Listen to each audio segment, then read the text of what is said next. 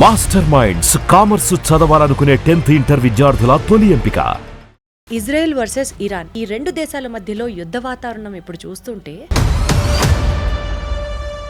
ఎవరన్నా ఒక master mind వెనకాల ఉండి ఈ యుద్ధానికి కారణమని అనుకోవాలా? జాయింట్గా ఆపరేట్ చేసి ఇస్రాయల్ మీద దాడి చేసినా కానీ ఇస్రాయల్ గెలిచారు. వారు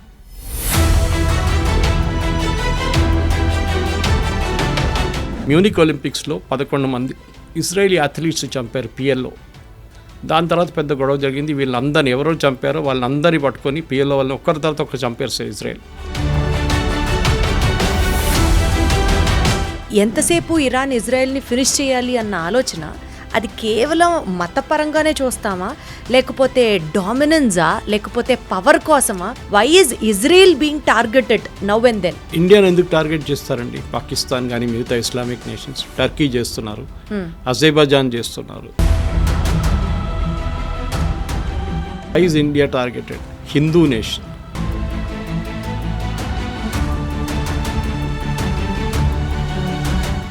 ఇరాన్ దగ్గర వస్తే వీళ్ళకి భయం ఏంటంటే ఇజ్రాయెల్కి వాళ్ళు ఎప్పుడైనా వాడుకుంటారు, ఎక్కడైనా వాడుకుంటారు.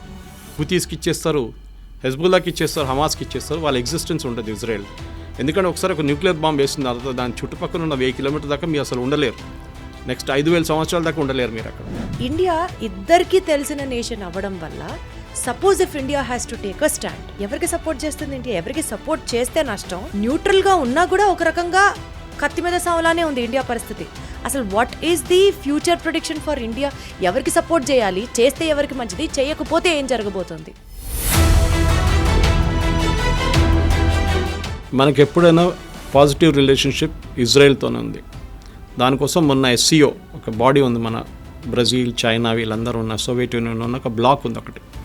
అక్కడ మొన్న ఒక రెజల్యూషన్ పాస్ చేశారు ఇజ్రాయెల్ వ్యతిరేకంగా.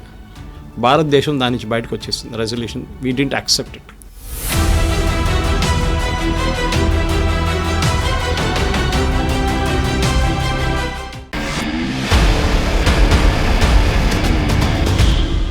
ఇదొక రియల్ స్టోరీ కాదు, ఇదొక రియల్ ఫిక్షన్ కాదు, కానీ this is the real fire which is happening in between Israel and Iran.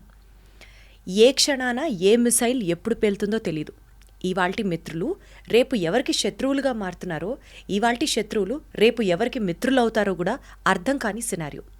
ఇవన్నీ పక్కన పెడితే అసలు మతం పేరుతో యుద్ధం జరుగుతోందా, పవర్ పేరుతో యుద్ధం జరుగుతోందా, రివెంజ్ కోసం యుద్ధం జరుగుతోందా, దేని ఆధిపత్యం కోసం యుద్ధం చేస్తున్నారు అన్నది కూడా అర్థం కాని నేపథ్యంలో World War IIIకి తెరలేస్తే పరిస్థితి ఏంటి అని వస్తున్న క్వశ్చన్స్కి భారతదేశం ఇజ్రాయెల్ని సపోర్ట్ చేస్తుందా, లేకపోతే ఇరాన్ని సపోర్ట్ చేస్తుందా? ఎవరికి సపోర్ట్ చెయ్యకపోయినా రిస్క్ ఎక్కువగానే ఉందా? వీటన్నిటికీ సంబంధించిన సమగ్రమైన సమాచారాన్ని తెలుసుకునే ప్రయత్నం చేద్దాం. నాతో మాట్లాడడానికి senior journalist, a man of huge wisdom, Suresh Kochattil గారు ఉన్నారు. సార్ నమస్తే. నమస్తే. సార్, ఇజ్రాయెల్ వర్సెస్ ఇరాన్, ఈ రెండు దేశాల మధ్యలో యుద్ధ వాతావరణం ఇప్పుడు చూస్తుంటే ఎవరన్నా ఒక మాస్టర్ మైండ్ వెనకాల ఉండి ఈ యుద్ధానికి కారణమని అనుకోవాలా, లేకపోతే సైలెంట్గా ఎవరన్నా పాములు కదుపుతున్నారా అని అనాలా? ఏం చెప్తారు? దీనికి ఒక ఫ్లాష్ బ్యాక్ ఉందమ్మా. ఫ్లాష్ బ్యాక్ వెళ్ళాల్సి వస్తుంది. ఇజ్రాయెల్ ఎప్పటి నుంచి ఒక దేశంగా ఫామ్ అయిందో 1948లో అందరికీ స్వాతంత్రం వస్తుంది. ఇజ్రాయెల్ స్టేట్గా ఫామ్ చేసుకున్నారు వాళ్ళు ఇప్పుడున్న మేజర్ పోర్షన్ ఆఫ్ వాళ్ళ ల్యాండ్ ఇజ్రాయెల్ దగ్గర ఉన్న టెల్ అవీవ్ కానీ మిగతా ప్లేసెస్ కానీ హైఫా కానీ ఇదంతా వాళ్ళు డబ్బులు పెట్టి కొనుక్కున్నారు. ఆ టైంలో 48, 46, 47లో మొత్తం డెజర్ట్ ఉండేది కంప్లీట్గా. అక్కడ ఏం లేదు. సో అక్కడున్న అరబ్స్ ఏం చేశారంటే, ఇక్కడ ఏం చేసుకుంటాం మనం, ఈ పంటలు ఏం చేసుకోలేము, ఇక్కడ అసలు నీళ్ళు లేవు, ఎందుకు పనికిరాని ప్లేస్ అని చెప్పేసి ఇజ్రాయలీస్కి, జూస్కి ఇది అమ్ముకుంటే వెళ్ళిపోయారు ల్యాండ్. అది వీళ్ళు కొనుక్కొని మొత్తం పోర్షన్ వాళ్ళ దగ్గర వచ్చినప్పుడు వాళ్ళు స్టేట్ ఆఫ్ ఇజ్రాయెల్ ఫామ్ చేసుకున్నారనమాట. స్టేట్ ఆఫ్ ఇజ్రాయెల్ ఫామ్ చేసిన తర్వాత మన అందరికి తెలుసు, జూస్కి ముస్లిం నేషన్స్కి ఎప్పుడు పడదు. ఇప్పుడున్న ఇజ్రాయెల్ చుట్టుపక్కల ఉన్న జార్డన్, సిరియా, లెబనన్, ఈజిప్ట్, ఇంకా ఇటువైపు ప్యాలెస్టైన్, వీళ్ళెవరికి ఇజ్రాయెల్తో పడదు. అందరికన్నా ముందు మనకు తెలుసు 6 Day వార్ అని ఒక వార్ జరిగింది ఇజ్రాయెల్ మీద. ఈ అందరు కలిసి దాడి చేసిన 6 Day వార్లో వీళ్ళందరూ ఒకటే జాయింట్గా ఆపరేట్ చేసి ఇజ్రాయెల్ మీద దాడి చేసినా కానీ ఇజ్రాయెల్ గెలిచారు ఆ వార్. దాంట్లో చాలా మట్టుకు ఈజిప్ట్ దగ్గర ఉన్న కొంచెం ల్యాండ్, జార్డన్ దగ్గర ఉన్న కొంచెం ల్యాండ్ మొత్తం గుంజుకున్నారు ఇజ్రాయెల్. తర్వాత మనం చూసాం Yasser Arafat PLO, Palestine liberation organization చీఫ్గా ఉండి టెర్రరిస్ట్ గ్రూప్ నుంచి వాళ్ళకి నార్మల్ గ్రూప్కి వచ్చారు. దాని తర్వాత ఇత్సాక్ రబీన్తో అగ్రిమెంట్ సైన్ చేసి పీస్ అగ్రిమెంట్ సైన్ చేసినప్పుడు ఒక శాంతి వాతావరణం వచ్చింది ఆ ఏరియాలో. కానీ దాని ఇజ్రాయెల్ తర్వాత వర్సెస్ ఆ మిగిలిన 6 నేషన్స్కి శాంతి వాతావరణం వచ్చిందని చెప్తున్నారు. అంటే వాళ్ళందరూ వెనకకి వెళ్ళిపోయారు. పిఎల్ఓ మెయిన్గా ప్యాలెస్టైన్ లిబరేషన్ ఆర్గనైజేషన్ ఇజ్రాయెల్ని అంగీకరించారు. Israel has a right to exist అని. ఎందుకంటే అరబ్స్కి ఒక ప్రాబ్లం ఏంటంటే ఇజ్రాయెల్ అని రాష్ట్రం ఉండకూడదు. ఈ బేసిక్ ఇప్పుడున్న కూడా అదే ప్రాబ్లం. మీరు చూడండి, ఇరాన్ ఏమంటున్నారు, Israel has no right to exist. అంటే ఇజ్రాయెల్ ఒక దేశంగా ఉండకూడదు, వాళ్ళని మొత్తం వైపౌట్ చేయాలి, జ్యూస్ అనే కమ్యూనిటీ ఉండకూడదు. ఇది వాళ్ళు ఇప్పుడు కాదు, ఇది మన కింగ్ సోలమన్ టైం నుంచి వస్తున్నాం మనం. ఇన్ఫ్యాక్ట్ లోకంలో ఒకటే దేశం ఉంది, ఎప్పుడైనా జ్యూస్కి పారిపోయి వచ్చినప్పుడు వాళ్ళని రండి మా దగ్గర ఉండండి అని చెప్పడానికి లోకంలో ఒకటే దేశం ఉండే ఆ టైంలో. You talking of from the king Solomon time నుంచి, అది భారతదేశం. నాకు ఇప్పుడు కూడా గుర్తుంది, మా ఇంటి నుంచి కేరళలో ఉన్న మా విలేజ్ నుంచి 16 కిలోమీటర్ దూరం క్రాంగనూర్ అని చెప్పి పెద్ద ఒక పోర్ట్ ఉండే ఒక టైంలో. దాని తర్వాత ఒక సునామీ వచ్చినప్పుడు మొత్తం కొట్టుకుపోయింది. అది 17th century 16th centuryలో. అప్పుడు దాన్ని కొడుంగలూరు అంటారు ఆ ప్లేస్ని. వెరీ సీకోస్ట్ దగ్గర ఉంటుంది. జ్యూస్ వచ్చి ఫస్ట్ ల్యాండ్ చేసిన ప్లేస్ అది ఇండియాలో. ఇంకోటి ముంబై వైపు కూడా ల్యాండ్ అయ్యారు, అప్పుడు బాంబే. అక్కడ కూడా అక్కడున్న రాజు రండి మాతో ఉండండి అని చెప్పి వాళ్ళకి స్థలం ఇచ్చారు. ఇక్కడ కూడా వాళ్ళకి పెద్ద ఒక స్థలం ఇచ్చారు. వాళ్ళు ఫస్ట్ సినగాగ్ అక్కడ కట్టుకున్నారు, అంటే వాడు గుడి అనుకోండి. అక్కడ నెక్స్ట్ వాళ్ళు కొచ్చిన్కి వెళ్ళారు. మీరు ఇప్పుడు కూడా కొచ్చిన్కి వెళ్తే జ్యూ టౌన్ అని పెద్ద టౌన్ ఉంది అక్కడ, కొచ్చిలో, ఫోర్ట్ కొచ్చిలో. కంప్లీట్ జ్యూస్ ఉండేటోళ్ళు అక్కడ, కానీ ఇప్పుడు అందరు వెళ్ళిపోయారు. ఇప్పుడు ఒక 20 మంది ఉన్నారు అక్కడ అంతే. సో చాలా తక్కువ, కానీ అక్కడ పెద్ద ఒక సినగాగ్ ఉంది, చాలా బ్యూటిఫుల్ సినగాగ్ అది. సో జ్యూస్ అనే ఒక కమ్యూనిటీని మనం ఎట్లా అంటే వాళ్ళని ఉండనీయట్లేదు. ఈ అరబ్ నేషన్స్కి జ్యూస్ అంటే అస్సలు పడదు. అది ఇప్పుడు కూడా చూడండి, ఎవరైనా కానివ్వండి. ఇప్పుడు వీళ్ళ కాన్సెప్ట్ ఏంటంటే from the river to the sea is Palestine అని. రివర్ అంటే జార్డన్ రివర్ ఒకవైపు, సీ ఒకవైపు. ఇక్కడ ఇజ్రాయెల్ ఉన్నారు, ఇటువైపు జార్డన్, ఇటువైపు ఏమో ఇప్పుడున్న గాజా స్ట్రిప్. అంటే ఇజ్రాయెల్ ఉండకూడదు నడిమిట్లా, జార్డన్ నుంచి గాజా దాకా, అక్కడి నుంచి సీ దాకా మొత్తం వాళ్ళ దేశమే ఉండాలని చెప్తున్నారు. ఎవరు? ప్యాలెస్టీనియన్స్ వాళ్ళు. ఇది అంగీకరిస్తున్నారు అరబ్ నేషన్స్ అందరూ. ఇన్ఫ్యాక్ట్ ఈ పీస్ డీల్ సైన్ చేసిన తర్వాత కూడా మనకందరూ తెలుసు, దానికన్నా ముందు మ్యూనిక్ ఒలింపిక్స్లో 11 మంది ఇజ్రాయేలీ అథ్లీట్స్ చంపారు పిఎల్ఓ. దాని తర్వాత పెద్ద గొడవ జరిగింది. వీళ్ళందరినీ ఎవరో చంపారో వాళ్ళందరినీ పట్టుకొని పిఎల్ఓ వాళ్ళని ఒక్కరి తర్వాత ఒకరు చంపారు ఇజ్రాయెల్. అప్పుడు ఇజ్రాయెల్ తెలిసింది ఏంటంటే మాకు సర్వైవ్ చేయాలంటే మాకు ఛాన్స్ లేదు, మాకు ఆప్షన్ లేదు, we have to fight to survive. ఎవరు వారిని సింపథైజ్ చేయరు. సింపథైజ్ చేసే చాలా తక్కువ నేషన్స్ ఉన్నారు. ఇన్ఫ్యాక్ట్ ఇందిరాగాంధీ టైంలో పిఎల్ఓకి సపోర్ట్ చేశారు, మన ఇజ్రాయెల్ సపోర్ట్ చేయలేదు. ఒక టెర్రరిస్ట్ ఆర్గనైజేషన్ సపోర్ట్ చేశారు. ఇప్పుడు కూడా మన హమాస్ని ఒక టెర్రరిస్ట్ ఆర్గనైజేషన్గా డిక్లేర్ చేయలేదు, ఈవెన్ మోదీ గవర్నమెంట్ వచ్చిన తర్వాత కూడా. కానీ దానికన్నా ముందు ఇంకా దారుణ పరిస్థితి ఉండే. పిఎల్ఓ లాంటి టెర్రరిస్ట్ ఆర్గనైజేషన్ని భారతదేశం సపోర్ట్ చేస్తుండే. ఓకే, సరే ఆ హిస్టరీ అయిపోయింది. యాసిర్ అరాఫాత్ని ఇజ్రాయెల్ వాళ్ళు చంపేశారు, అది అందరికి తెలుసు. ఫుడ్ పాయిజనింగ్ చేసి ఆయన అవుట్ చేసేసారు కంప్లీట్గా. దాని తర్వాత వాళ్ళు next in command take over చేసుకున్నారు, కానీ వాళ్ళని అందరినీ హమాస్ తెరిమి కొట్టి బయటకు చేసేస్తారు. Hamas is a terrorist organization. Hamas main sponsor Iran. ఇప్పుడు మనం హిస్టరీకి వస్తున్నాం, ప్రజెంట్ డే హిస్టరీ, పాత హిస్టరీ నుంచి ప్రజెంట్ డే హిస్టరీకి వస్తున్నాం. అటువైపు లెబనన్ ఆ కంట్రీలో క్రిస్టియన్ కంట్రీ ఉండేది. ఒక 10-20 సంవత్సరాల ముందు క్రిస్టియన్ కంట్రీ, అది ఇప్పుడు టోటల్ ఇస్లామిక్ అయిపోయింది. అక్కడ ఉన్న క్రిస్టియన్స్ 16% ఎంత ఉన్నారు, వాళ్ళు కూడా అక్కడి నుంచి పారిపోతున్నారు. ఎవరు లేరు ఇప్పుడు అక్కడ, ఎక్కువ ఉన్నారు 6-10% ఉన్నారు అంతే. అక్కడ హెజ్బుల్లా అని చెప్పి ఇంకొక టెర్రరిస్ట్ ఫోర్స్ని ఇరాన్ సపోర్ట్ చేస్తున్నారు.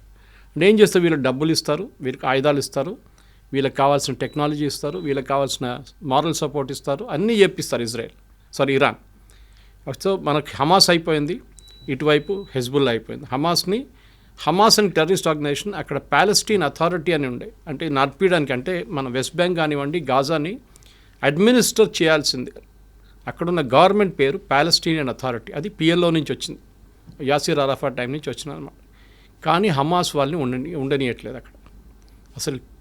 మీరు అసలు మీరేం చేయకూడదు ఇక్కడ, మీరు పక్కన జరిగిపోండి అని చెప్పి గాజా నుంచి తరిమి కొట్టేశారు బయటికి. వాళ్ళు ఉన్నది ఇప్పుడు వెస్ట్ బ్యాంక్లో ఉన్నారంతే ఇటువైపు. సో గాజాలో ఉన్న టెర్రరిస్ట్ గ్రూప్. మూడోది హూతీస్. యమన్లో మీకు తెలుసు, యమన్లో పెద్ద ఒక సివిల్ వార్ జరిగిన తర్వాత హాఫ్ యమన్ టెర్రరిస్ట్ గ్రూప్ దగ్గర ఉంది, ఇంకొక హాఫ్ గవర్నమెంట్ దగ్గర ఉంది, వాళ్ళ గవర్నమెంట్. ఈ terrorist group financed again Iran, మొత్తం డబ్బులు ఇచ్చి ఆయుధాలు ఇచ్చి, హూతీస్ అంటారు వాళ్ళు. సో 3 Hలు, హూతీ, హెజ్బుల్లా, హమాస్.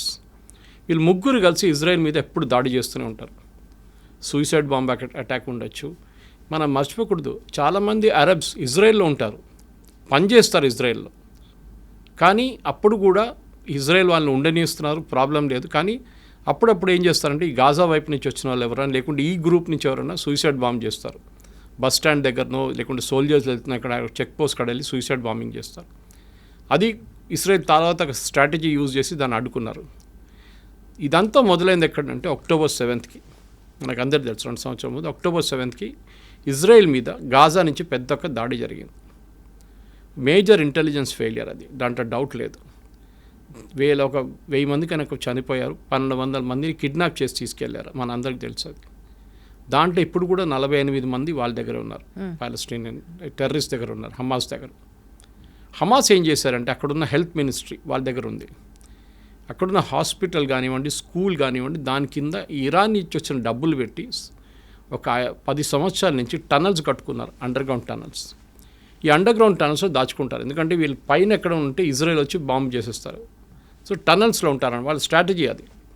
కానీ ఇజ్రాయెల్ ఇంటెలిజెన్స్ నేను చెప్పినట్లు మొస్సాడ్ వాళ్ళ చాలా ఎఫెక్టివ్, వాళ్ళకి పిన్ పాయింట్ అక్యురసీతో చెప్తారు ఈ బిల్డింగ్లో ఉన్నారు అని క్లియర్గా చెప్పినప్పుడు కొడతారు. అది ఇస్మాయిల్ హనియా ఇరాన్లో కొట్టినట్లు కానివ్వండి, నస్రుల్లాని మన లెబనాన్లో కొట్టినా కానీ, వీళ్ళందరినీ ఎక్కడున్నా కానీ ఇక్కడున్న హమాస్ వాళ్ళ టెర్రరిస్ట్ గ్రూప్ లీడర్స్ కూడా టార్గెట్ స్పెసిఫిక్ కొడతారన్నమాట. సో ఏం చేస్తారంటే ఇప్పుడు హమాస్ని కంప్లీట్గా ఫినిష్ చేసేసారు, కానీ ఇప్పుడు కూడా గాజాలో నడుస్తుంది, డైలీ 2-3 ఇజ్రాయలీ సోల్జర్స్ చనిపోతున్నారు. కానీ ఆల్మోస్ట్ వైప్అవుట్ చేసేసారు గాజా నుంచి. అటువైపు వైప్అవుట్ ఉంది, కానీ ఇంకా ఉన్నారు వాళ్ళు హైలీ ట్రైన్డ్ వాళ్ళు, అంటే హైలీ ట్రైన్డ్ అంటే మోటివేటెడ్. అదే టైంలో లెబనాన్ వైపు మొత్తం ఫినిష్ చేసేసారు అక్కడ కూడా. నస్రుల్లాని చంపిన తర్వాత నెక్స్ట్ లెవెల్ లీడర్షిప్ వచ్చిన తర్వాత వాళ్ళని కూడా చంపేశారు. సో నెక్స్ట్ వచ్చి హూతీస్ని యుఎస్ చూసుకుంటున్నారు. బాంబింగ్ వేసినప్పుడు అక్కడ వాళ్ళు మిసైల్ వీళ్ళందరికీ ఆయుధాలు ఇచ్చేది ఇరాన్. ఇన్ని సంవత్సరాల నుంచి ఎవరిది వీళ్ళని పట్టించుకోలేదు. యుఎస్ కానివ్వండి, యూకే కానివ్వండి, ఇరాన్ కానివ్వండి, ఇరాన్ మిసైల్స్ ఇస్తున్నా కానీ ఏం చెప్పకుండా వీళ్ళందరూ హెల్ప్ చేసుకున్నారు. కానీ ఒక స్టేట్కి ఇప్పుడు వచ్చేట్లు వచ్చిందంటే October 7 జరిగిన దాడి తర్వాత ఇజ్రాయెల్కి తెలిసిపోయింది ఈ గేమ్ ఇంకా మనం ఇట్లా ఆడుకుంటూ పోతే కాదు, కంప్లీట్గా వైప్అవుట్ చేయాలని చెప్పి టైం తీసుకొని వాళ్ళ లీడర్షిప్ని కంప్లీట్ వైప్అవుట్ చేసేసారు. హమాస్ ఫినిష్ చేసేసారు, మనందరికి సిన్వార్ బ్రదర్స్ని ఇద్దరిని చంపేశారు. ఇటువైపు ఏమో నస్రుల్లాని చంపారు, అటువైపు ఏమో ఇస్మాయిల్ హనియాని ఫినిష్ చేసేసారు. వీళ్ళందరు లీడర్స్ కూర్చుంటుంది ఖతార్లో, అది మర్చిపోకూడదు మనం. అది ముస్లిం బ్రదర్హుడ్ కానివ్వండి, మీరు ఈ హమాస్ కానివ్వండి, లెబనీస్ మిలిషియా కానీ వీళ్ళందరూ కూర్చుంటుంది ఖతార్లో ఉంటారు. ఇరాన్ బ్యాకింగ్ ఉంటుంది. ఇరాన్కి సౌదీ అరేబియాకి పడదు, ఇరాన్కి బహ్రెయిన్కి పడదు, ఇరాన్కి యమన్కి పడదు, యమన్కి ఇరాన్కి ఒమాన్కి పడదు. ఇలా Iran is a Shia nation. Shia nation అంటే సార్, షియా అంటే వీళ్ళ ముస్లిమ్స్లో 2 గ్రూప్స్ ఉంటారు. షియా మైనారిటీ, మన హైదరాబాద్ వైపు చాలామంది షియాస్ ఉంటారు ఇక్కడ, ఎందుకంటే నిజాం ఒరిజినలీ ఫస్ట్ పర్షియా, వీళ్ళు షియాస్ అన్నమాట. ఇక్కడ సున్నీస్ మెజారిటీ ఉంటారు, 90% ఆల్మోస్ట్ సున్నీస్ ఉన్నారు వరల్డ్ వైడ్. వీళ్ళకి ఎప్పుడు ఇద్దరికి పడదు, దే డోంట్ బిలీవ్, వాళ్ళ కాన్సెప్ట్ అలాగ ఉంటుంది, ప్రాఫెట్ మొహమ్మద్ నుంచి వచ్చే కాన్సెప్ట్ అలాగ ఉంటుంది. అది కాకుండా వీళ్ళకి అంటే ఇంకా చాలా గ్రూప్స్ ఉన్నాయి. అహ్మదియాస్ ఉన్నారు, అహ్మదియాస్ని అయితే ముస్లిమ్స్ అని అసలు అంగీకరించారు ఎవరు, షియాస్ సున్నీస్ ఇద్దరు. సో మన దగ్గర కూడా చూస్తాం, మన పాకిస్తాన్ వైపు నిన్న కూడా దాడి జరిగింది అహ్మదియాస్ మీద అన్నమాట. సో చాలా మటుకు ముస్లిమ్స్లో చిన్న చిన్న గ్రూప్స్ ఉన్నాయి, కానీ మేజర్ గ్రూప్స్లో సున్నీస్, షియా. సో ఈ షియా నేషన్ ఉన్న ఇరాన్ని వీరెవరు సీరియస్గా తీసుకోరు. ఎవరు సౌదీ అరేబియా ఉండొచ్చు కానీ మిగతా. సో వాళ్ళ ఒక బలం చూపించడానికి ఇరాన్ ఏం చేశారంటే చాలా రోజుల నుంచి, అంటే అయతొల్లా ఖొమేనీ టేక్ ఓవర్ చేసుకున్నప్పటి నుంచి 70s ఆ టైంలో దానికన్నా ముందు ఇరాన్ చాలా మోడర్న్ నేషన్ ఉండే. మీరు ఒకసారి ఆ టైం ఇరాన్ ఫోటోగ్రాఫ్స్ చూస్తే మీరు యూఎస్లో ఉన్నారా లేకుంటే ఇరాన్ అన్న ఒక డౌట్ వస్తుందన్నమాట. బీచ్లో బికినీ చేసుకుని తిరిగేది, పబ్స్ ఉండేది, అక్కడ చాలా మోడర్న్ నేషన్ ఉండేది షా ఆఫ్ ఇరాన్ ఉన్నప్పుడు. కానీ షా ఆఫ్ ఇరాన్ ఓవర్త్రో చేసి ఖొమేనీ వచ్చిన తర్వాత మొత్తం థియోక్రటిక్ స్టేట్ అయిపోయింది అన్నమాట. అంటే రిలీజియన్ బేస్డ్, వాళ్ళు ముస్లిం మహిళలు చదువుకోకూడదు, బుర్కాల్లో ఉండాలి, వాళ్ళు ఎవరితో బయట తిరగకూడదు, ఇట్లాంటి చాలా మటుకు స్ట్రిక్ట్ రూల్స్ తీసుకొచ్చారు వాళ్ళు. అట్లా ఉన్నప్పుడు ఏమైపోయింది, థియోక్రటిక్ స్టేట్ అయిపోయింది. కొమ్యూని చనిపోయిన తర్వాత నెక్స్ట్ కమ్యూని వచ్చారు, నడుస్తూనే ఉండే వాళ్ళ రూల్ నడుస్తుంది ఇంకా. కానీ వీళ్ళేం చేస్తారంటే వీళ్ళకి మెయిన్ ఎనిమీ ఇజ్రాయెల్ మీద దాడి చేయాలి. వీళ్ళు డైరెక్ట్గా చేయరు. నేను చెప్పిన ఈ 3 గ్రూప్తోని చేపిస్తారు, హూతీస్, హమాస్, హిజ్బుల్లా. 3 హెచ్చులతో పని చేయించుకుంటారు వీళ్ళు. చాలా రోజుల నుంచి ఇజ్రాయెల్ పోన్లే అని చెప్పి ఊరుకున్నారు. కానీ October 7 జరిగిన తర్వాత there patients also ran out. వీళ్ళని వన్స్ ఫర్ ఆల్ ఫినిష్ చేసేసారని చెప్పి దిగారు వీళ్ళందరూ కలిసి. సో ఇజ్రాయెల్ గ్రేటెస్ట్ అడ్వాంటేజ్ ఏంటంటే వాళ్ళ మీద ఎప్పుడు దాడి జరుగుతూనే ఉంటుంది. నేను చెప్పాను చూడండి, 6 Day వార్ జరిగింది, ఇంకోటి యామ్ కిపూర్ వార్ అని ఇంకోటి ఉండే. వాళ్ళ హోలియెస్ట్ హాలిడే రోజు దాడి చేశారు వాళ్ళ మీద. ఇప్పుడు మన దగ్గర దివాళీ రోజో లేకుంటే దసరా రోజు మనందరం కొంచెం రిలాక్స్ అవుతాం, కానీ మన ఆర్మీ రిలాక్స్ కారు. కానీ వాళ్ళ టైంలో వాళ్ళ ఆర్మీ కూడా కొంచెం రిలాక్స్ అయిపోతారు ఆ టైంలో. చాలా ఫెస్టివల్స్ అంటే వాళ్ళు చాలా సీరియస్గా తీసుకుంటారు. అదే రోజు దాడి చేశారు, ఓమ్ కిపూర్ అని చెప్పి. వాళ్ళ holiest days in their calendar అన్నమాట. ఆ వార్ కూడా ఇజ్రాయెల్ గెలిచారు. సో వీళ్ళకేంటంటే ఇప్పుడు ఇరాన్కి మేజర్లీ ప్రూవ్ చేయడానికి, అంటే మేము సౌదీ అరేబియా కన్నా పెద్దది, టర్కీ కన్నా మేము పెద్దవాళ్ళం అని చెప్పి వీళ్ళు మిసైల్ టెక్నాలజీని చాలా చోట్ల నుంచి కొనుక్కున్నారు. ఒకటి మెయిన్లీ నార్త్ కొరియా దగ్గర నుంచి కొనుక్కున్నారు వీళ్ళు టెక్నాలజీ అంతా. ఇంకోటి కొంచెం టర్కీ దగ్గర నుంచి కొనుక్కున్నారు. ఈ టెక్నాలజీని వీళ్ళు వాడుకున్నారు. దీని తర్వాత వీళ్ళు న్యూక్లియర్ అంబిషన్స్కి వచ్చేసారు. అక్కడే ప్రజెంట్ గొడవ అంతా మొదలైందన్నమాట. So you have to understand the historical context. దానికోసం మీకు ఫ్లాష్ బ్యాక్ అని చెప్పాను. 100% సార్, నాకు అంతా అర్థమైంది. థ్యాంక్ యూ సో మచ్ ఎంత క్లియర్గా ఎక్స్ప్లెయిన్ చేసినందుకు. ఫస్ట్ ఆడియన్స్కి కూడా హిస్టరీ తెలిస్తే ఇంకా ఎక్కువ ఫాలో అవుతారు. సార్ ఇప్పుడు